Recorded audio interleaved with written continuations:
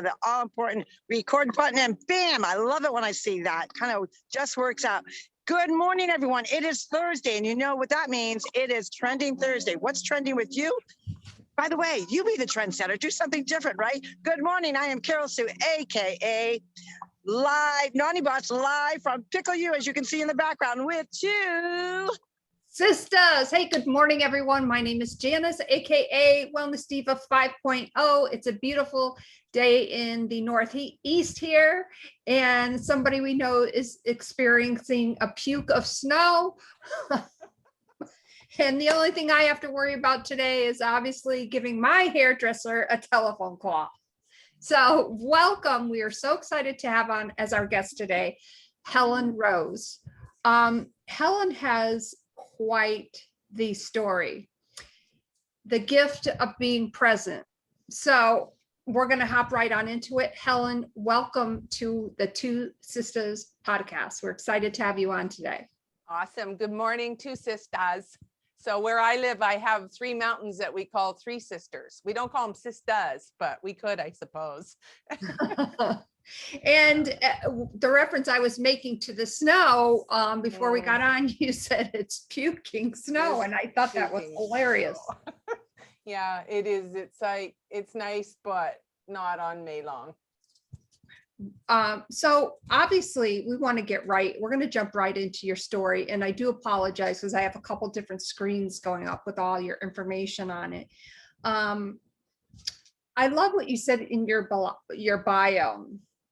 You believe in the endurance of the human spirit and believes her journey has given you the voice to share and inspire others who may have traveled along similar paths. So obviously I want to dive right on into your story and where the gift of being present comes from. Okay, so I'll give you a quick backstory. I was a child of the foster care system.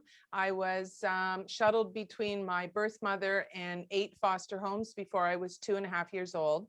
And then 2.5, I was placed into a home where they did subsequently adopt me at 4.5. And so there's just so many layers to my story. So not what was I only dealing with the trauma of what went on in between my birth mother and those homes.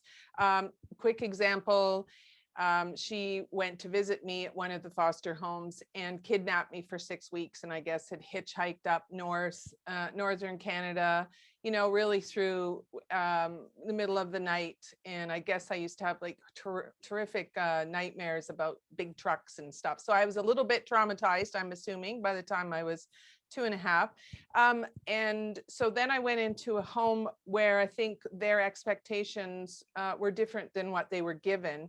And it was already kind of on the road to dysfunction anyway. My father was an alcoholic.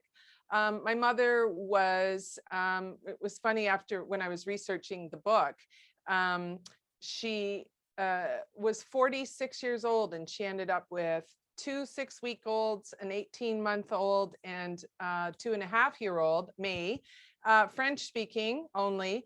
And I think she was just tremendously overwhelmed, and it was not a good fix. We did not bond, not once. So I kind of went through my life just really trying to find myself. I struck out on my own when I was 16, and it probably took me until I was in my mid-40s to realize that I had some stuff I needed to deal with. So that's where the gift of being present came in, was through all that healing that I've worked on. And I recognized that the story needed to mean something. So that's why I do what I do, is because I would love to be able to, I love to be able to help people deal with their journeys. Wow, that's so incredibly impactful, and I can't even fathom coming from that spot, but getting to that point where you recognize that, wow, I need to deal with some shit here. Yeah. I don't even think it was at that point. I think all along I was always looking. And of course, when we look out rather than look in. So, you know, kind of the final hammer was when I caught my husband having an affair, and that it really just leveled me. And that was at the point where I thought, okay, this is ridiculous. There's got to be somewhere, some peace. So I think I was aware of it kind of all along that something wasn't right, but I just simply did not know what to do with it. So I guess the question that certainly pops into my mind is that in that pivotal point, how did you go about doing that? I mean, because a lot of people, I think, say, okay, I'm in a mucky muck, but like, what do I do? Yeah, and that is exactly it, Janice. People are in a muckety muck all the time and not realizing, and they're looking for their peace or their happiness somewhere, whatever that looks like. Even if they're not looking for peace and happiness, they're certainly trying to run away from that pain they're experiencing. So what I did was, I mean, I'm not a religious person, but I'll tell you, the universe kind of steers you where you need to go sometimes, and you just really need to pay attention. So one of the things that I did was I actually went to a therapist. And I hear it all the time where people are like, well, therapists don't help. And it's like, yeah, they do. You have to be honest with yourself in order for them to help you. Right. So I So think true. that, I yeah, mean, that is so true. And really coming to that realization, as you go through that journey, that self-awareness and posture enough to say, you know what, I got to let my guard down. I don't want to live like this. I've got all these things going on in my life, all these different directions, all these kind of tragedies in one way or another that lead to the next. And if I keep on this path, I'm going to derail. I need help. Yeah. So I think that's so important that you actually came to that conclusion, because a lot of people do not. Yeah, it's true. Absolutely right. And what happens though is when you're in your pain body, which we call this pain body, what happens is you're not noticing the good that's in your life. I mean, my goodness, if it were always, the worst thing, drama after a while, you got to start taking some responsibility. There was lots of happy in my life that I didn't necessarily see until I started doing some self-discovery.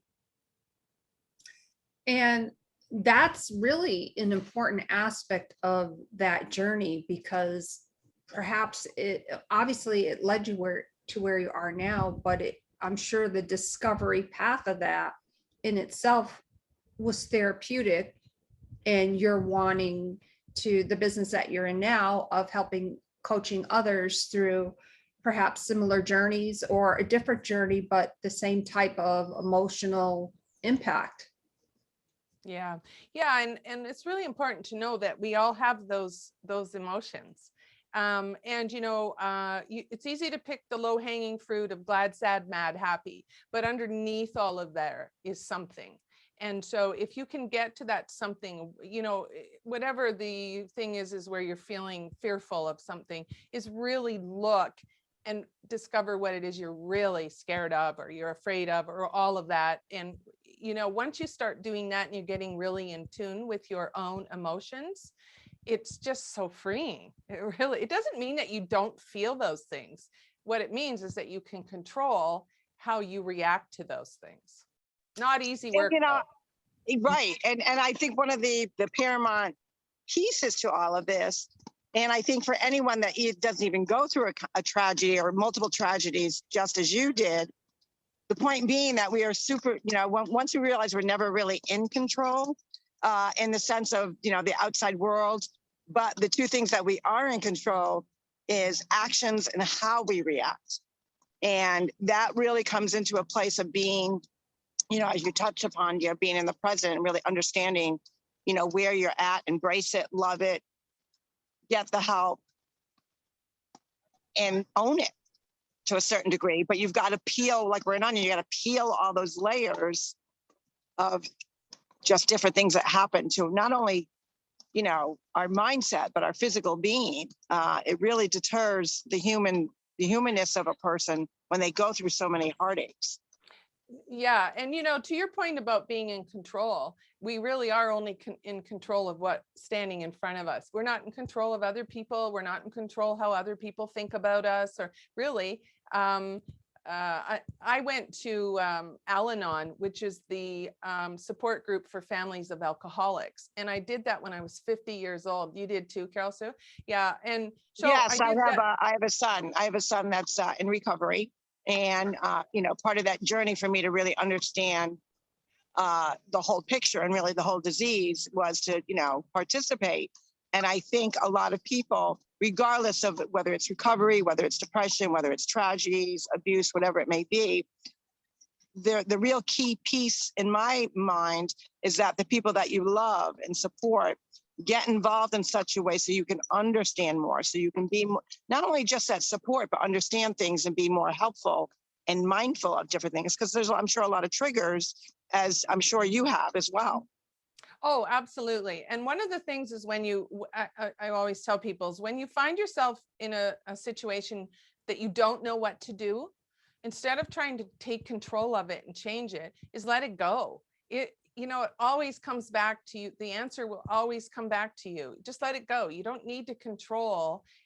Certainly, I'm not talking about if someone's attacking you, but I mean, generally speaking, you know what I mean? It's like, just give it up and let it figure itself out. And it always does without fail. It has never, ever failed anyone I know that's gone, okay, right? It's also important to recognize that you're always dealing with someone else's crap too. It's like, I hate to tell you, but you're just not that special, right? You know what I mean? Oh, absolutely. And the creative process of coming to that point and the realization of needing help, getting that help, and learning to take control of your actions, because we always talk about for every action there's a reaction. It doesn't matter what's going on around me. I'm in the gift of being right here, and I control my emotions and what I do, when I do it, and how I do it. What are some, when you were going through your, how do I ask this question? When you were going through your therapy and you're realizing that, there's certain things that I want to do and I want to accomplish, but sometimes those things, when you are going through therapy, do creep back in. What are some tips that you used to get you past that? Not that you're ever past it by any means, but to move you forward to where you want to be in the present. That's such a good question. So what I do a lot of work with inner child. So I always have little Helen. And I think that when you've gone through a trauma like that, there is a time when you just kind of suspend your emotional intelligence or your emotional growth. And so one of the things is when you're being triggered, it's easy to go back to that little chaos troll of being 2.5. Well, we all know that 2.5-year-olds, as cute as they are, should never really be in charge, especially when you're in your mid 50s, because you look ridiculous and you're completely out of control, right? So one of the things that I did is I did some fabulous, oh my gosh, there's so much to all of this. So I remember when I first was seeing my therapist, she said to me, Helen, it's really easy to be a victim. And I remember thinking, it's like, look what happened to me. And it's like, oh, poor me, and all this stuff. Yes, all that stuff, but it's not happening to me now. So what happens is when you're triggered, and to your point, Janice, you will always be triggered. What I do is I literally will take, in the beginning, would take my little self's hand and go, you know what? We've got this. You're okay. But one of the things that I discovered was I did some breath work with a wonderful woman out of Calgary, Carrie Cust. She works in one of my programs with me. She does this breath work, and she took me, and the other tip is to embrace being vulnerable. But she took me to a place where I was literally standing in the middle of nowhere, dark room, and my little girl was there. And do you know that I couldn't even get my little self to come out and let me put my arm around her? if this makes any sense. If anyone's done this work, they get it, right?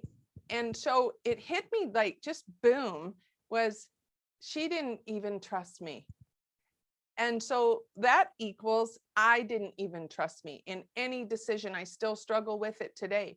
And on major decisions, it takes me forever to do what I know I need to do, because it's that fear of stepping into what may not be. Now, you don't have to live a traumatized life to have that fear. We see it quite often in couples and women that have been married for 30 years and are immeasurably happy, and they just give up because they can't seem to take that step forward into what could be. So true. And I think too, you know, paramount to what you said, that you have continued on with your therapy. And so many people think, okay, I've got to, 3 months of it, bam, I'm done. What do you think, Jen? I mean, they kind of like shortchange themselves. Well, yes, and obviously, from what you were talking about, Helen, the process of going through therapy, and I'm speaking from the heart, obviously from personal experience, is always still very vulnerable and raw, and placing those certain mechanisms or coping different ways to get through that, because we never get over that, but we want to live our life to the fullest. And I think it's important to pause for reflection, maybe look back, not for too long. I always say not for too long, because you do get stuck in that muckety muck, and there's just so much that we want to accomplish, and going forward is paramount. It's true. And one of the things that I love to hear the most, and that I don't love to hear, but I hear it all the time, is people are like, well, aren't you over that yet? And it's like, okay, well, let's just unpack what over that yet means. It's like, of course I'm over it. I mean, I'm not laying in the street in a puddle every day, but there are times when I get triggered about stuff. Just ask my kid, my son. I mean, there are times when he just is like, your mom, no one's going to abandon you, right? And so I think he doesn't understand it because it wasn't his journey. I'm not criticizing it at all. I mean, he has his own stuff. I mean, he was my son. He has his own stuff, right? But thankfully, when he was younger, I used to say to him, if he was upset, okay, you come on, let's talk about this. And now when he wants to talk about it, it just drives me crazy because I don't want to talk about it. Like, get away from me, that kind of thing, right? It's like, you do get stuck in it, and the trick is to realize, oh, okay, am I being triggered here? Am I really have to go into survival mode? Probably not, is most of the answers, right? And, but that's where people get stuck. They think that they're still in that need to protect themselves. Right. And sometimes protection mode, although, again, just speaking from my experience, protection mode is safe. Yeah, I want to be vulnerable to experience life, even though it can be kind of scary. Yeah. And I mean, you need to be vulnerable, especially in your interpersonal relationships. You need to be vulnerable in order to show that you're human. You know what I mean? Like, you just see these people that are kind of look like they're bulletproof. You can always pick out the one, it's the ones that are the always super happy people. Those are, to me, those are warning signs that they're trying. Are they people pleasing? Are they truly? For me, honestly, when I see someone that's always that super happy, I'm like, you don't try to put that coach brain on all the time, because maybe they just are super happy people, but it raises alarm bells for me, for sure. Right.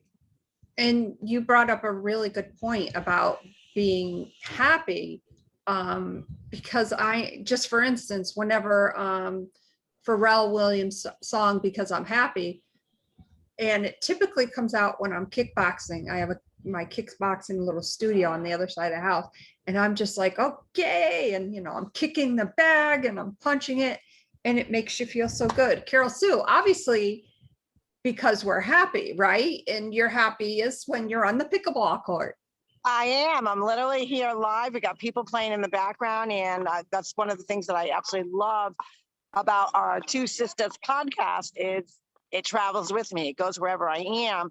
And I'm also sharing with others about, we're obviously sharing about fitness, health, wellness, getting happy. And how do you do that? When I was young, I read a book. Well, you should say young as a young mom, I had read a book, The Present. And I actually was on a religious retreat. And it was just an interesting book because it goes through all of that. And when you first hear this title, you're automatically thinking of a pretty box wrapped with bows. And the true message of the story is the journey of life. And that part of that journey is being in the present, because that's the real present to other people, is your presence, your vulnerability, your triumphs, your failures, because that means that you're relatable, you're human. I don't know one person that is perfect in this world right now. We all have vulnerabilities. We all have different journeys, pivots, divots. And we've had to, especially over the last year, 3 months, have had to make some major adjustments. And I think it's paramount, obviously, because May is Mental Health Awareness Month.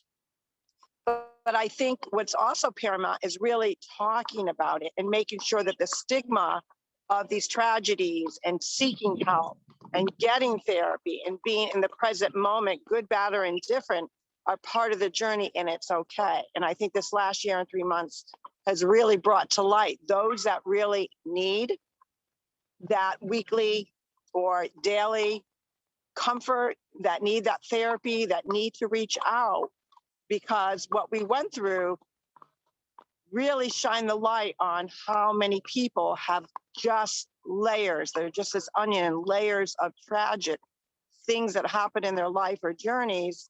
And what happens when you're in the moment and in the present moment, you start to recall, what happened to you and or realize, gosh, I need help.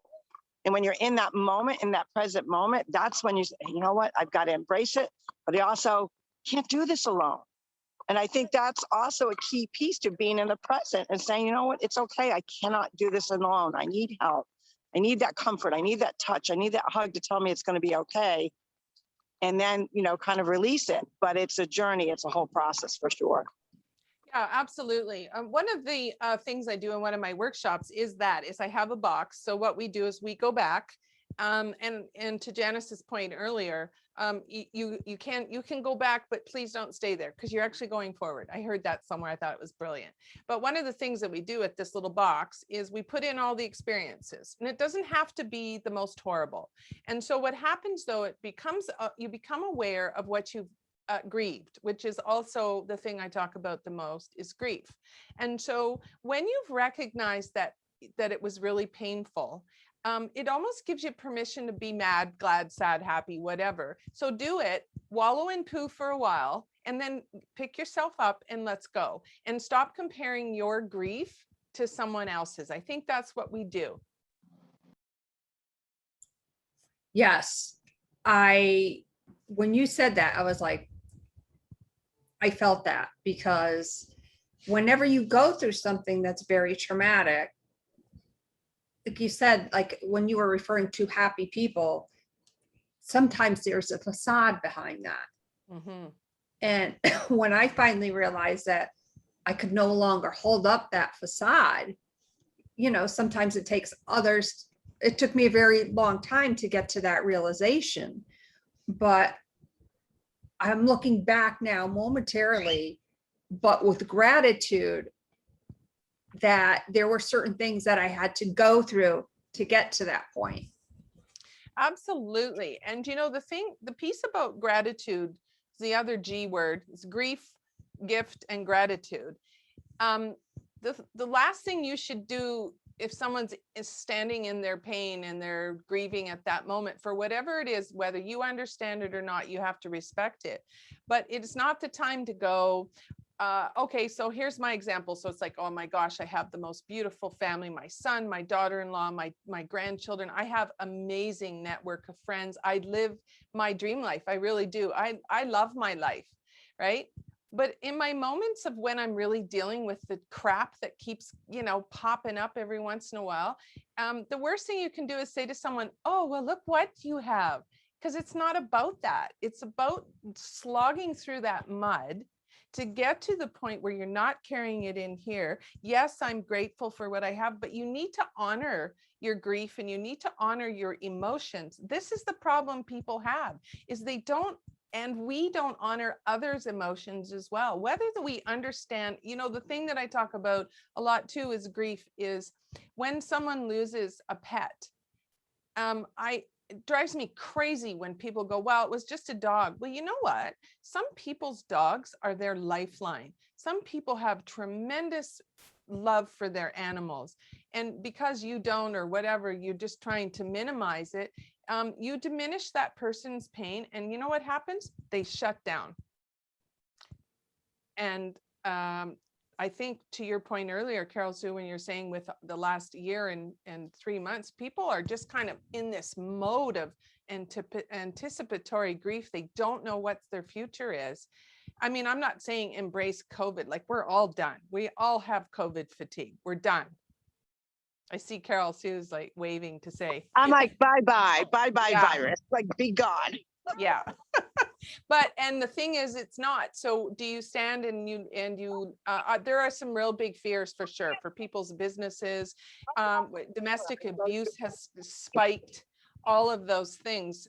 People are really struggling. And I think, for our generation, it's really our first wartime experience. It's not war, but it's war. It's kind of biological. It's some kind of stuff going on. You know what I'm trying to say? But so I think we've had a very nice life. And so when we don't have control and we don't like being told what to do, and you can see it all over the world with people's different opinions and all of that. Really, it's just reacting to their fears. Yes. And I think when something is fear-based, excuse me, and I know just kind of a little sidebar of that, when things or information is kind of molded to fit a certain narrative, that's where a lot of the fear, I think, comes up. Now, I'm certainly not an expert in that field, but from what you had just said about, seeing, on social media or on different, news organizations, certain things going on and, things that have happened in the US. I mean, it's no wonder why mental health has really risen. And like you said, the, domestic abuse, people sitting in their home with their spouses going, I actually don't like you, and I haven't for a long time, whatever, you know what I mean? Like it's stuff like that. And never mind the fact that some people have to sit in their own skin. And if you aren't comfortable with sitting in your own skin, oh boy, are you in trouble. And absolutely and what I love is that we get to live in the time right now in the present where mental health is being recognized as being real. And we're trying to honor it for people. So true. All good things, great things. And I love the fact that we're chatting about this for multiple reasons. I think mental health awareness is not talked enough about. It's almost like for a lot of people, it's a taboo subject. And I think what's happening over the last year and 3 months is that we're breaking that mold. We're cracking that brick. We're punching through those walls and saying, you know what? We're suffering. A lot of people are suffering. And we have to acknowledge that, embrace it, encourage people to seek the help, and or even if it's just taking that first step of talking to a friend, talking to a family person, get it off your chest, because otherwise I think a lot of people over the last year and 3 months have felt stuck in, like you said, stuck in their own skin, stuck in their own house, looking at their four walls. And I think it's paramount that we bring it to the forefront. And I'm so incredibly blessed that we have guests like you on here that not only can share their journey of heartache, but that you saw light on the other tunnel. How would our viewers and or listeners get in touch with you, Helen? So you can shoot me an email at helen@thegiftofbeingpresent.com, or you can go to my website, thegiftofbeingpresent.com, and just shoot me a thing. And I would love to talk to you just about your journey and if you're ready to move forward. And I think that's the trick, that I don't wave a magic wand. I don't have a magic pill. I'm not going to blow fairy dust on you. It's really hard work. And I think it's really important that people understand that the work, when you get to the other side, you look back and you're so damn proud of yourself. I never, when I was a young girl, would ever have thought that I would be living my dream life. I just kind of was always stumbling around figuring it out. I mean, I make it sound like I was a complete mess, but I wasn't, but inside there were times that I were. So, I mean, if that speaks to a listener, then shoot me a call and we can have a really honest conversation about what the work that needs to be done. The payoff is crazy good. I love when I see my clients do it. They text me at all hours of the night. Oh my God, I had, they have these epiphanies, or they've done something they're really proud of. That is when I know that what I'm doing is right. Wow, that is so amazing. Thank you for sharing that. And obviously we will make sure that, and I have your clickable links that will go below the live of this video and will be uploaded, of course. And on that note, we just want to thank you so much for sharing your heartfelt journey. We're so glad that you are now a part of the TwoSistas family. And thank you so much. We hope you will definitely come on again. I will most definitely come on again. I love to talk. But thank you so much. Thank you for letting me share my story again. And I'm glad that, Carol Sue, you're in the sun, and Janice, I don't know what your weather is like, but I'm going to be in my house for the rest of the day. With all the snow outside. With all the snow. Yeah, it's fine. It's actually beautiful. I'm just trying to be a smart ass, but thank you so much. It was so nice to meet you. And yep, now we're in the world together and I love it. That's wonderful. On that note, thank you again. My name is Janice, aka Wellness Diva 5.0, and I am with TwoSistas, and this is Carol Sue, aka Naughty Bus, live from Pickle U in Vero Beach, Florida. You guys have a great day. You be the trendsetter. You go out and you just do something good for other people. Pass the kindness on, and we will see you tomorrow on Friday for Fantabulous Friday. Have a great day, everyone. Bye, everyone.